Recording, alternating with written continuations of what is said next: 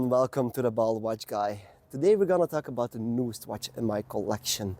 Yes, it has finally arrived, the Hamilton Khaki Automatic in 38mm. And this watch already has a history before it even arrived at my doorstep. So what happened? In October, November, I received a message from a good friend of mine that I've won a giveaway. I was quite elated. He told me it was the Hamilton and that he was going to ship it to me.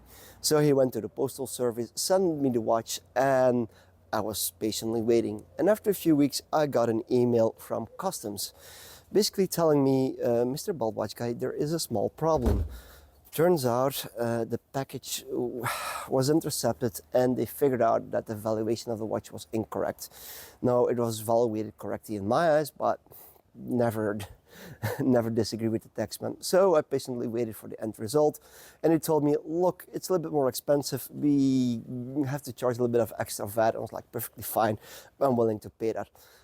Unfortunately, they also slapped me with an extra fine of 250 euros, which meant in total this watch costed me 350, 400 euros to get it over here in Belgium. But my friend, who didn't have to do this, actually paid half of the cost, 200 euros. Thank you for that. And because it was a headache for both parties.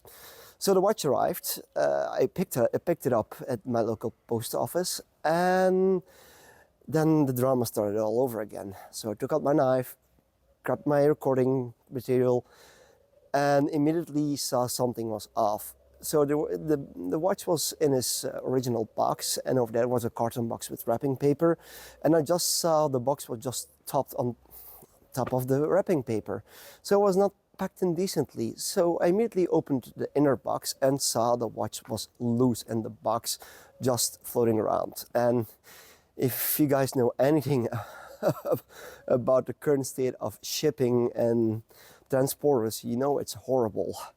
So what happened was the watch got a little bit damaged and it didn't run anymore. I wound it a few times, nothing happened, tried again immediately, and I knew something went wrong or got damaged during shipping. And at that time I was ready to throw it away, to be honest. I was like, all this effort for nothing, all this money wasted for nothing. But I decided to reach out to Swatch anyways and told them, look, pick it up and see what you guys can do. Maybe it's a minor fix. And after a few days, I already got a message back like, Mr. Bald Watch Guy, we're gonna take care of you, and we're going to give it a full service and a polish under warranty, which they didn't have to do. So a few weeks later, the watch arrived finally at my doorstep. Well, actually, to make sure, I drove to Brussels to pick it up myself because I didn't trust the postal office anymore. So when I arrived, I immediately put it on. Didn't really think about it because I had a busy day that day. And the first few days wearing it, it was quite comfortable. First of all, I'm not a guy that wears a lot of leather straps and not used to it. And it was quite comfortable. Also, it's quite lightweight, and I truly enjoy the small form factor because I don't really have big wrists, so it works on me. But there are a few things that irritates me, and I'm nitpicking because I think it's a very good package.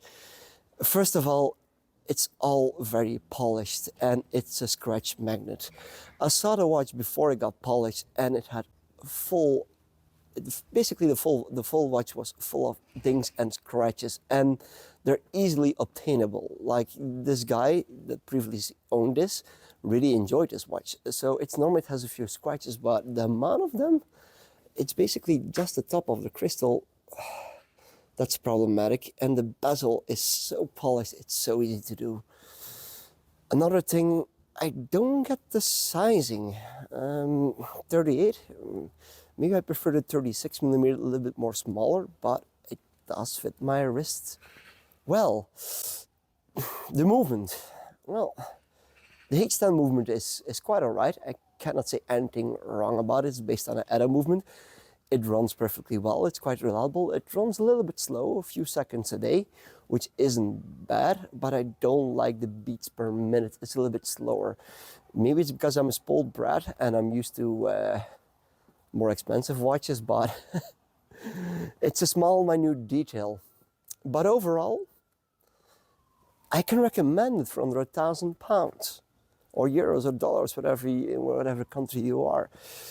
It gives a very nice vibe in the sense of you can dress it up, dress it down. If I put a nice needle strap on this one, I think it could really look like a field watch. If I put a much nicer leather strap on it, it could be somewhat of a dress watch. The dial is absolutely beautiful though. I love the fact you have the 12 hours and the 24-hour markings on it.